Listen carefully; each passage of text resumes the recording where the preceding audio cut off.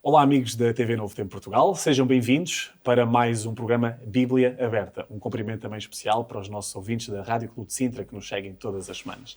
Estamos quase a chegar ao fim de mais um trimestre, mais um estudo bíblico, um estudo que estamos a fazer ao livro de Gênesis. Esta semana com o título José, o Príncipe do Egito. Semana passada já falámos sobre José, agora vemos o impacto, nesta semana, que José teve em si, na sua família e também no Egito, para onde ele foi. Para nos ajudar hoje a estudarmos este tema, temos a nossa irmã Isabel Ferreira. Isabel, muito obrigado por ter aceito o nosso convite, por nos ajudar aqui a entender melhor este tema. Faça-nos, Isabel, logo para início de conversa, uma visão geral da lição, um sumário, uma vez que é professora, terá facilidade neste aspecto. Um resumo, um sumário da lição. Costumo escrever o sumário no fim, mas vamos começar pelo princípio. Começar do princípio, exatamente. Ora bem, esta semana, como já disseste, nós vamos continuar a estudar a vida de José. José é uma das personagens bíblicas que mais me fascina. É extraordinária a forma como ele se comporta em toda a sua vida. É um exemplo, uma referência para mim e, portanto, este foi um estudo que eu gostei particularmente de fazer. Ainda por cima vou pegar na parte mais interessante da vida de José, que é na sua curva ascendente, porque na semana passada vimos uma série de problemas que lhe ocorreram e que ocorreram na sua vida e, portanto, eu já vou pegar agora na parte ascendente e esta é uma história com um final feliz. É muito importante porque nós, seres humanos, precisamos saber que há histórias com um final feliz, porque isso dá-nos alguma tranquilidade. E, portanto, este jovem, que vou pegar nele ainda bastante jovem, com 17 anos, só para recuar um bocadinho, ele é vendido pelos irmãos. E é curioso que nós podemos achar que o nosso ambiente familiar é um ambiente protetor. Felizmente que na maior parte dos casos isso acontece, mas há casos em que não é bem assim, em que a família é o local onde acontecem, o contexto onde acontecem as coisas mais interessantes da nossa vida, mas também os nossos maiores problemas. E foi o caso de José que, com 17 anos, foi vendido pelos seus irmãos e foi vendido como escravo para ir para algum lugar e ele foi levado para o Egito. Esta semana vamos ver a sua ascensão, rápida ascensão aos nossos olhos. Para José não deve ter sido tão rápido assim e, portanto, ele vai ocupar uma posição de destaque quando ele é chamado a interpretar os sonhos de Faraó. Curiosamente, a lição, portanto, o estudo desta semana não se foca no seu êxito, no seu sucesso como estadista.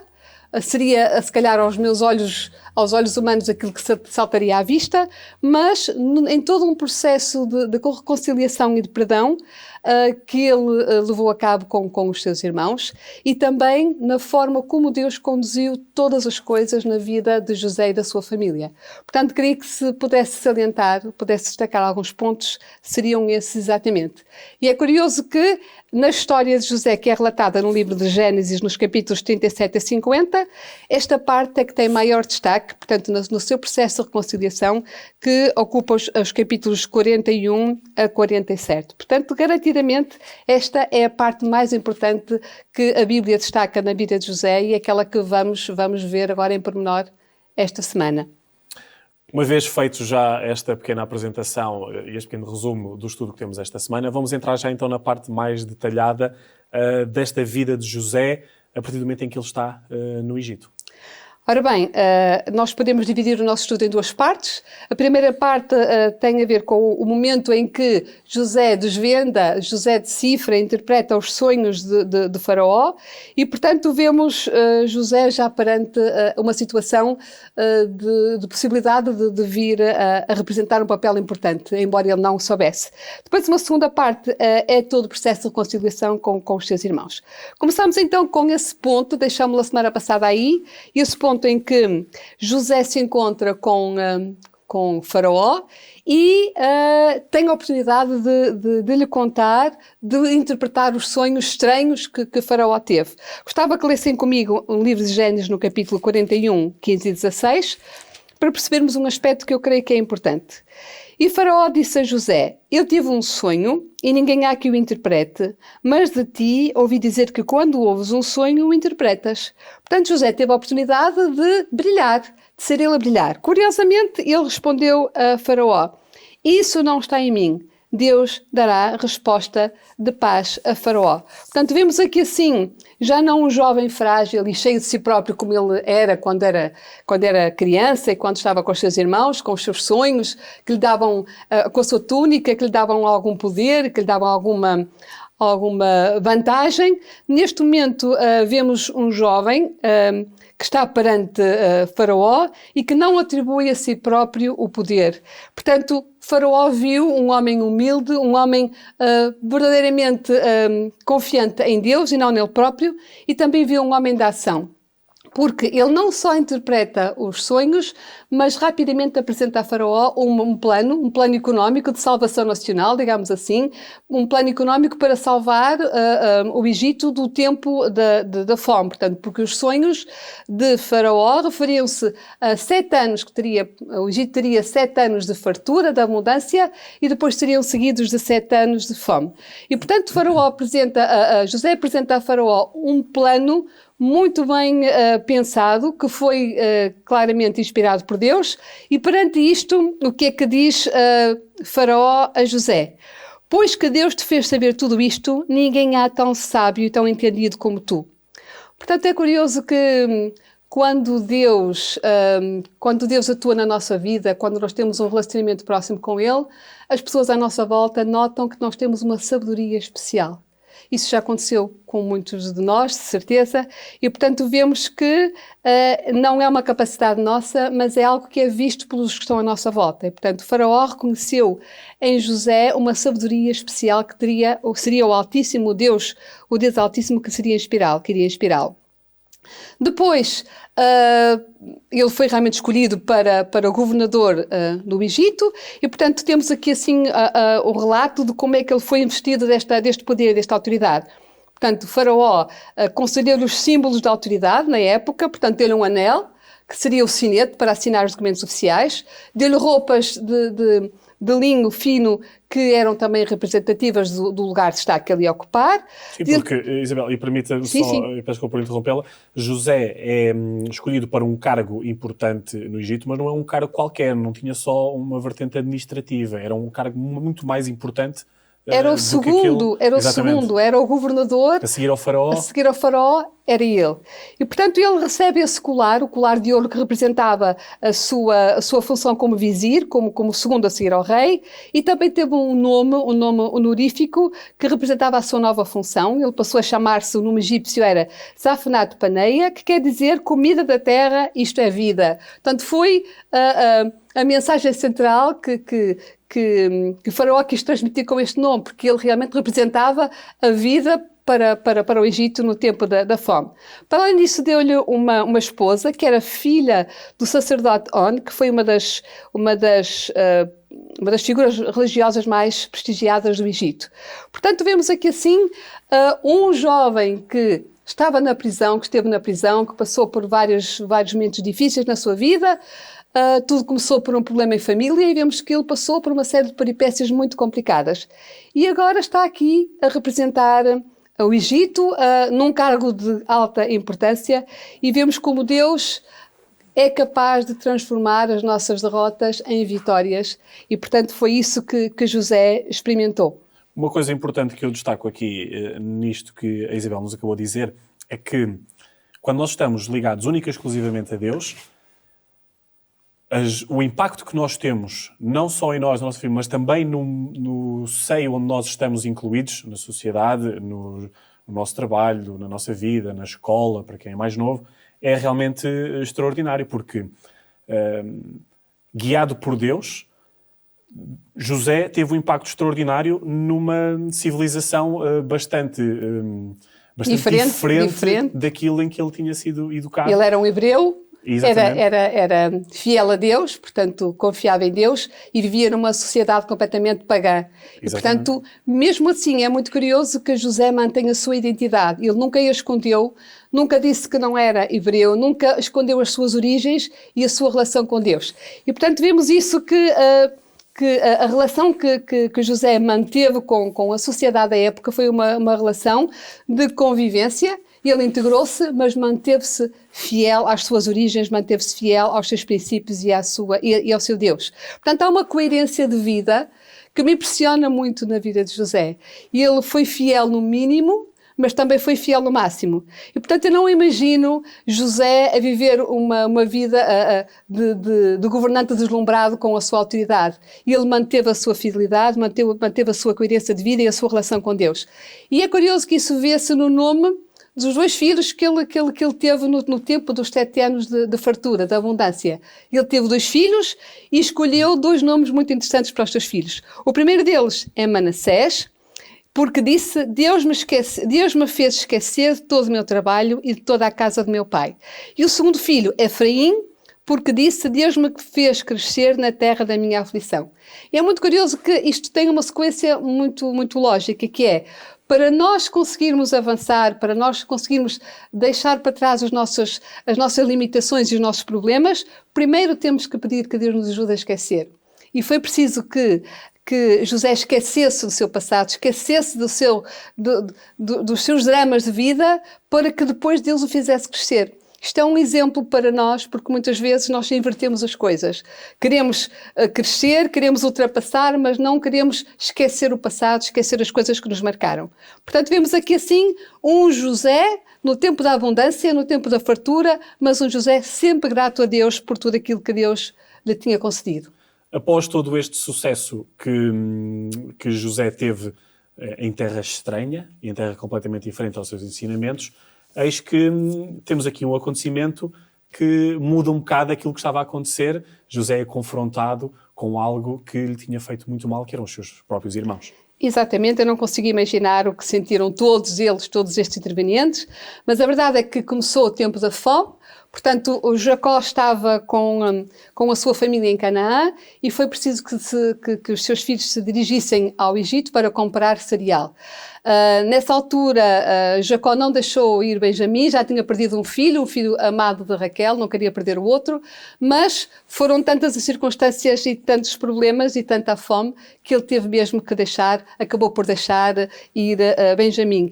Que, desta forma, portanto, Benjamim vai nos acompanhar, José, no clímax desta narrativa, que é uma narrativa fantástica. Nós não temos tempo de analisar ponto por ponto todo este processo, mas vamos dar um salto e vamos encontrar já Benjamim e José do seu primeiro encontro. Foi um encontro muito emocionante. José amava muito o seu irmão e, naquele momento, ele precisava de esclarecer uma coisa. Ele precisava de perceber se a relação que os seus irmãos tinham com Benjamim era a mesma. Com ele. Se era uma relação marcada pelo ciúme, pela inveja e portanto, ele criou, e vemos aqui mais uma vez a sabedoria de José, criou uma estratégia, criou um plano, definiu um plano para perceber, para avaliar o caráter dos seus irmãos. E, portanto, isso passou por várias peripécias. É muito curioso que nessas peripécias todas que passaram, por exemplo, pela prisão dos seus irmãos durante alguns dias, os seus irmãos atribuíram sempre tudo o que acontecia ao sentimento de culpa. José provavelmente esqueceu, ultrapassou, vimos que foi o nome que ele deu ao seu filho, mas os irmãos passaram 22 anos e eles ficaram sempre com aquele problema a bater na sua consciência, com aquela culpa, sentimento de culpa, porque eles sabiam que tinham feito algo muito mal e não tinham conseguido ultrapassar. Portanto, vemos que quando nós não temos essa oportunidade de nos arrependermos e pedirmos perdão, nós ficamos com um peso na nossa consciência e na nossa vida que vai marcar-nos profundamente e vai deixar-nos profundamente infelizes, e foi isso que aconteceu com os irmãos de José. Temos então o tal encontro já com os irmãos todos reunidos, incluindo Benjamim. Exatamente. Portanto, nesse encontro, depois de muitas peripécias que seriam muito interessantes, mas não temos tempo de as relatar, depois desse encontro, José tem a prova final de que os seus irmãos mudaram completamente. Os seus irmãos acabaram por assumir a responsabilidade por Benjamim, acabaram por se oferecer para ficar, Judá ofereceu-se para ficar prisioneiro no lugar dele, porque foi achada na sua bagagem a taça de prata de José, do governador, que eles não sabiam que era José, e eu gostaria realmente agora de prestar atenção, de dar um foco especial ao momento de encontro com os irmãos, e o momento em que ele se revela como sendo José. E eu acho muito interessante esta parte porque, curiosamente, os irmãos estavam longe de imaginar com quem estavam a falar, e José diz a dada altura, eu sou José.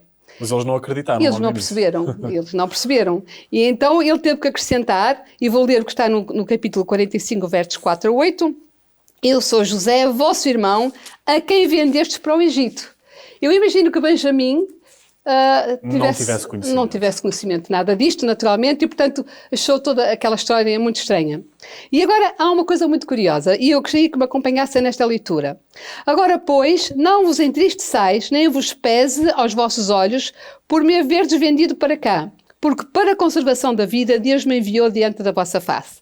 A primeira coisa que José diz aos seus irmãos é que eu não tenho rancor, eu não estou zangado convosco, tudo o que aconteceu foi dirigido por Deus, foi Deus que me enviou diante da vossa face. E ele volta a dizer, pelo que Deus me enviou diante da vossa face para conservar a vossa sucessão na terra e para guardar-vos em vida por um livramento, um grande livramento.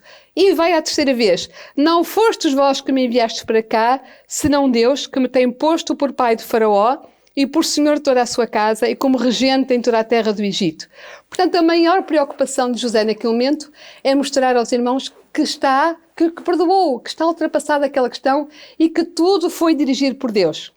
E depois a segunda preocupação de José é dizer assim, onde está o vosso pai? Apressai-vos, subi a meu pai e dizei-lhe. E ele repete novamente, apressai-vos e fazei descer meu pai para cá.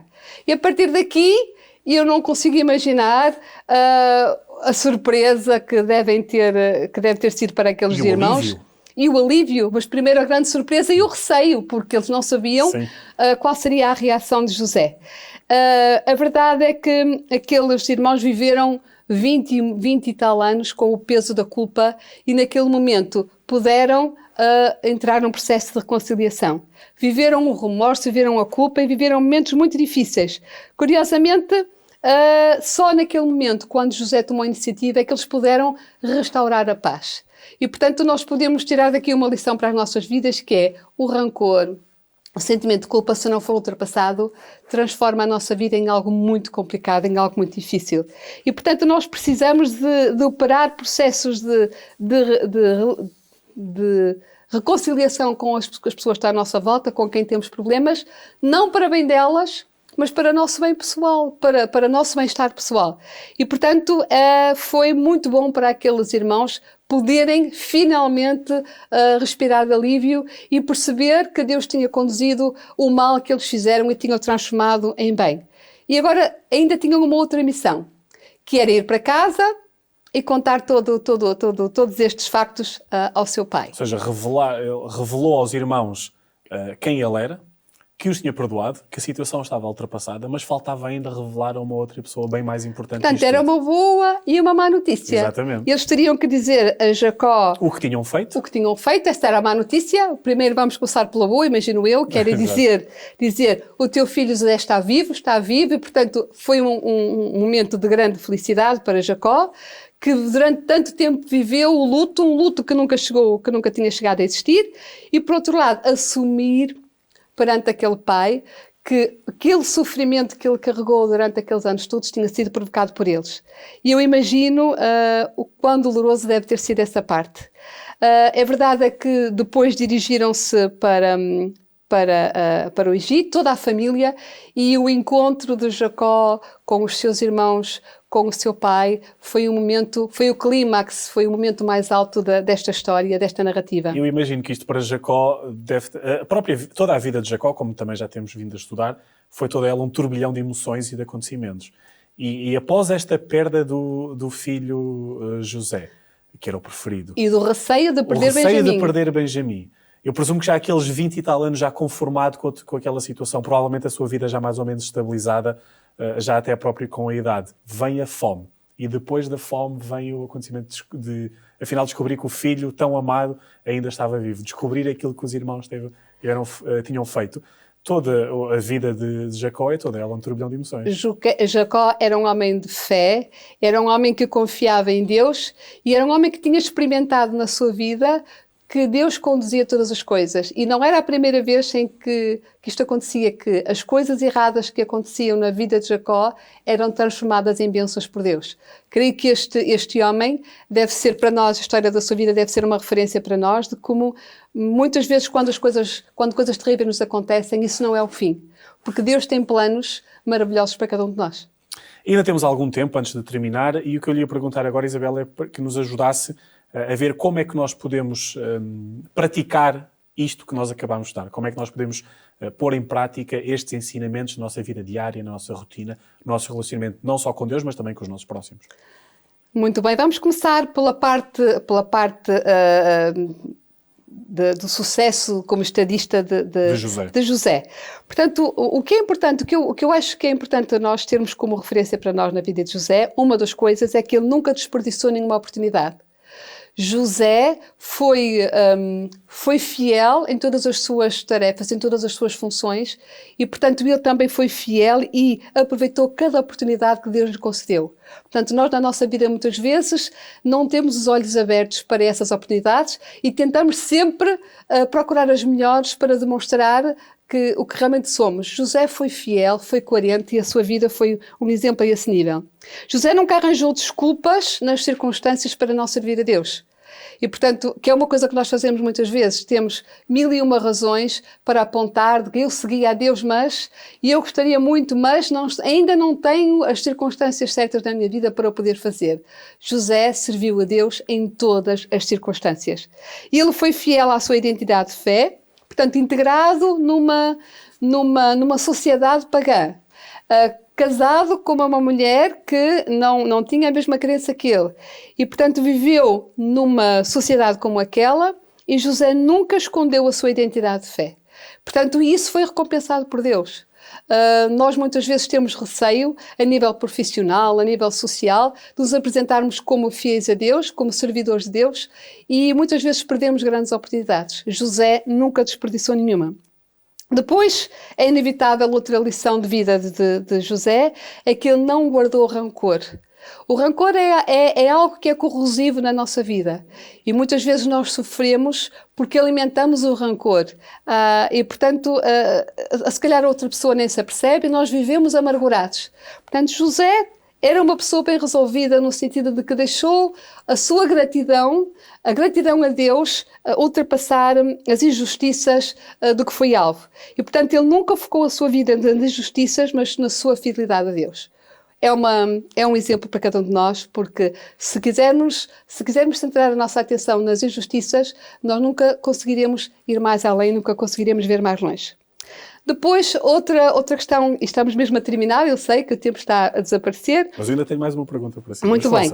E é só dizer que José compreendeu uma coisa que é muito importante para os nossos dias, que é a vida em família, em paz, é algo restaurador. E, portanto, por muito graves que sejam os problemas em família, e muitos graves que sejam os conflitos que possamos ter na nossa família. E realmente todos, de vez em quando, uns mais que outros, temos problemas em família e que nos magoam grandemente.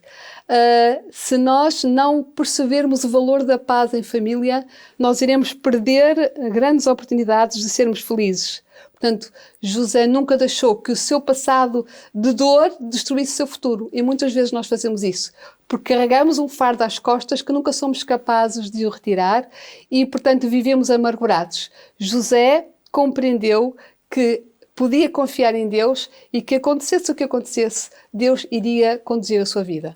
A última pergunta que tinha para si, Isabel, é que nós temos refletido muito em José, no impacto de que todos estes acontecimentos tiveram na sua vida, no sucesso que ele teve como estadista no Egito, mas a pergunta que lhe queria fazer é, já vimos o que é que podemos aprender com José, com as suas atitudes, com a sua fidelidade e com o seu testemunho, que era a sua vida, era o seu próprio testemunho. Mas o que é que nós podemos aprender com as atitudes dos irmãos de José? Ora bem, para já, a primeira é não repetir os mesmos erros.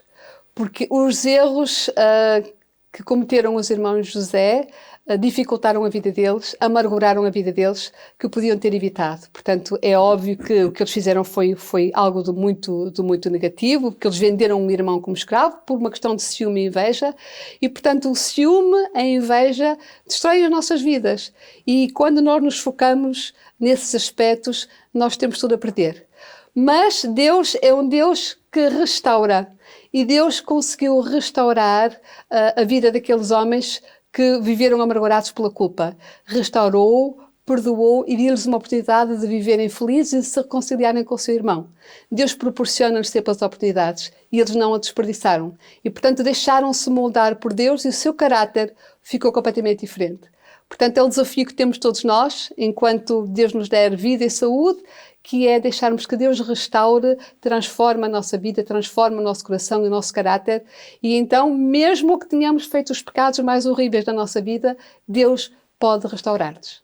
É realmente uma lição e um estudo extraordinário. A vida de tudo aquilo que sucedeu na vida de José, uma vida muito preenchida a nível de acontecimentos, tal como também já tinha sido a de seu pai. Isabel, muito obrigado por ter estado connosco aqui nesta semana e nos ter ajudado a entender melhor o impacto que os exemplos de José e dos seus irmãos podem e devem ter nas nossas vidas. Assim, amigo da TV Novo Tempo Portugal e da Rádio Clube de Sintra, agradecemos a sua presença desse lado. Falta só mais uma semana para terminarmos o estudo de Gênesis neste trimestre. Não perca o último estudo já na próxima semana. Agradecemos a sua presença e a sua atenção e até à próxima semana.